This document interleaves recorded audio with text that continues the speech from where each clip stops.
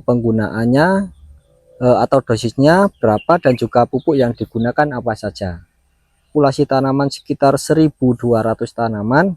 Pada petikan pertama dapat 3 kilo, kemudian di petikan 2 atau pemetikan yang kedua dapat 9 kilo, kemudian pada petikan yang ketiga naik menjadi 18 kilo, dan terakhir yang kemarin itu dilakukan pemetikan yang keempat itu dapat 22 kg. Nitrogen 15%, kemudian fosfat 10%, dan juga untuk kaliumnya 20%. Ini cocok.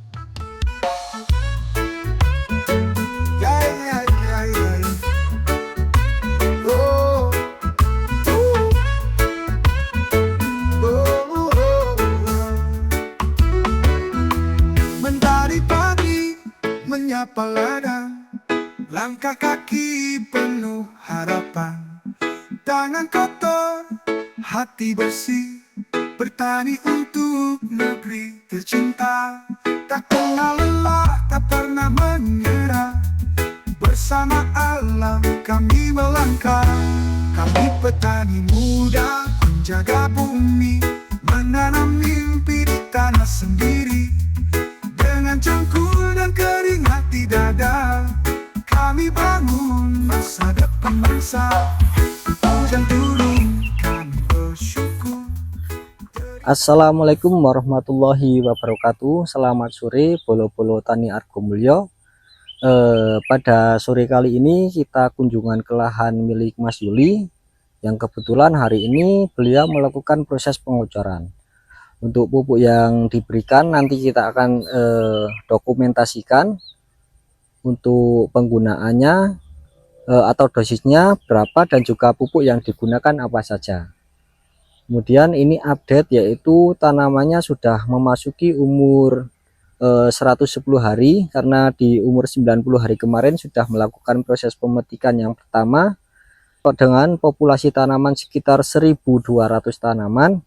Pada petikan pertama dapat 3 kilo, kemudian di petikan 2 atau pemetikan yang kedua dapat 9 kilo, kemudian pada petikan yang ketiga naik menjadi 18 kilo, dan terakhir yang kemarin itu dilakukan pemetikan yang keempat itu dapat 22 kg dari total populasi 1.200 tanaman. Kemudian untuk proses penyepraiannya juga irit, untuk pemberian pupuk dasar dan juga pupuk masa vegetatif dan juga generatifnya sangat irit sekali. Untuk pemberian pupuk dan juga untuk olah lahan, kemudian untuk proses vegetatif menjelang sampai ke generatif, kita sudah bahas pada video sebelumnya. Nanti bisa bolo-bolo saksikan, scroll di YouTube milik saya untuk perawatannya seperti apa. Nah, seperti ini untuk performanya kurang lebih. Untuk vigor tanamannya tidak terlalu tinggi, tapi untuk serangan dari layu fusarium maupun busuk batang malah terhitung cukup aman. Kalau lihat dari dekat, nanti kita akan dokumentasikan, kita akan keliling lahan, kemudian kita akan bahas terkait penyepraian dan juga untuk pemberian pupuk susulannya. Oke, kita akan keliling lahan untuk melihat performa dari cabai ori 212 milik Mas Yuli. Simak videonya sampai selesai ya bro. Oke, kita akan keliling lahan. Mari ikuti video kami. Kita akan lihat dari dekat untuk performa dari cabai ori 212. Ini tanam di lahan endemik virus Gemini. Untuk performanya dengan metode yang irit, ini terbilang cukup bagus. Kita bisa lihat dari bakalan buahnya, double-double, gembel-gembel. Nah, penampakannya kurang lebih seperti ini. Ya, ada 1-2 yang terserang virus Gemini, tapi kategorinya masih aman. Ini untuk buahnya juga sudah mulai memerah, padahal kemarin baru dilakukan proses pemetikan yang keempat kali. Nih, untuk buahnya besar-besar. Nah, kemudian ini di sini ada ultradap. Nah, ini untuk proses pengocoran di fase vegetatif. Untuk Mas Yuli menggunakan ultradap dari Pak Tani, dengan kandungan fosfat dan juga nitrogen dengan sistem kocor. Nah, kemudian untuk fungisida diselang-seling antara menggunakan klorotalonil dan juga menggunakan mancozeb. Ini mancozeb yang digunakan yaitu Manzil dengan kandungan mancozeb 80%, kemudian ada juga silikanya. Kemudian untuk obat atau untuk insek ulat ini menggunakan klomet dengan kandungan klorfinavir dan juga emamectin benzoat. Ini bisa digunakan untuk hama yaitu ulat. Untuk dosis penggunaannya standar yaitu menggunakan 1 ml per liter. Kemudian untuk fungisida sistemik ini menggunakan BM Konsol dengan kandungan propiconazol 250 gram per liter. Untuk penggunaan BM Konsol ini tidak dilakukan secara rutin, jadi kita melihat performa dari cabenya. Ketika daun dari cabai tersebut terlalu tipis, kita bisa memainkan jenis fungisida sistemik yaitu BM Konsol. Penggunaannya juga irit, hanya menggunakan 10 ml untuk tangki 16 liter air. Nah, kurang lebih seperti ini performanya. Nah, ini jadi juga dilakukan antisipasi lalat buah. Ini menggunakan lem yang digunakan itu kemarin menggunakan Carina Trap. Nah, ini ada lalat buahnya, tapi untuk serangan lalat buah di musim penghujan tidak terlalu banyak, tapi lebih baik dilakukan antisipasi supaya nantinya ketika buah sudah mulai memerah atau sudah mulai besar itu tidak terkena atau tidak terserang oleh hama lalat buah. Karena dengan serangan hama lalat buah itu biasanya sangat berpengaruh terhadap produksi. Untuk buah yang terserang atau tersengat lalat buah itu biasanya buahnya menjadi busuk, kemudian menjadi rontok untuk buahnya.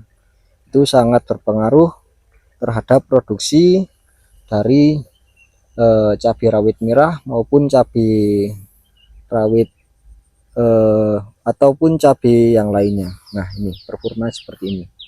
Kita lihat dari dekat. Ini tanamannya sampai ujung sana. Nah, kita lihat itu untuk populasi sekitar 1.200 tanaman masih terbilang cukup aman untuk serangan virus Gemininya. Nah, kemudian untuk lahan yang bawah itu milik Pak Dahwoyo dan juga ada milik Mas Kuat di sana. Nah, ini kemudian untuk proses pengocorannya menggunakan NPK dari tawon, NPK booster 324 dengan kandungan NPK 15, 10 dan juga 20. Jadi nitrogen 15%, kemudian fosfat 10%, dan juga untuk kaliumnya 20%. Ini cocok untuk fase generatif. Kemudian selain itu menggunakan, nah ini irit juga menggunakan miwon atau menggunakan mononatrium glutamat. Ini berfungsi sebagai penyubur. Jadi untuk penyubur itu tidak harus mahal, yang penting untuk pemberiannya itu rutin. Ini dosis yang digunakan hanya menggunakan setengah gelas untuk 1 ember ini. Kemudian dikocorkan sebanyak kurang lebih 1 gelas. Nah, ini lagi melakukan proses pengocoran di sore hari ini. Nah, ini bolo-bolo bisa kita saksikan untuk performanya dengan metode yang irit, hanya menggunakan NPK. Untuk masa vegetatif menggunakan Ultra DAP, kemudian dimix menggunakan NPK 1616 yaitu dari tawon. Kemudian untuk masa generatif ini juga hanya dilakukan proses pengocoran setelah sudah memasuki musim kemarau. Ini tetap kita sarankan untuk pemberian pupuknya yaitu kalau bisa sistem tugal, karena nanti dalam proses penyerapan nutrisinya bisa awet. Kalau dilakukan hanya proses pengocoran, itu efek di tanaman cepat hijau, kemudian perkembangannya juga cepat, tapi untuk proses penyerapannya nanti di tanaman itu kurang awet. Mungkin sekian dulu yang dapat kita share pada video kali ini. Kurang dan lebihnya mohon maaf. Jangan lupa like, komen, dan subscribe-nya. Wassalamualaikum warahmatullahi wabarakatuh. Kami bersabar, tak hanya panen yang kami cari, tapi hidup yang mandiri.